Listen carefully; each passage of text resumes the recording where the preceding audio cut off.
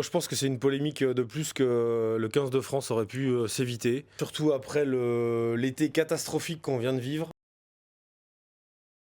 Oscar Gigot et Hugo Radou, leur retour, faut énormément parler. Les deux joueurs ont été accusés de viol aggravé en réunion. Un non-lieu a été prononcé le 10 décembre dernier. Est-ce que on comprend le choix, que ce soit de la fédération et du sélectionneur? Il y a le volet juridique. Voilà. Il y a le volet moral et il y a le volet sportif. Sur le volet juridique, tant qu'il n'y a pas de non-lieu, ils ne sont pas sélectionnables.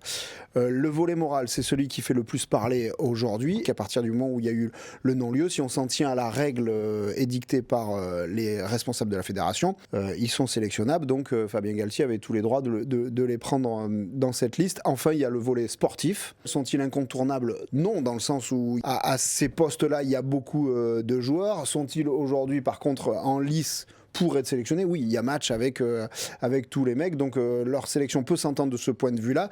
Après, la question, c'est sont-ils assez dominants avec leur club pour s'éviter la polémique de leur retour?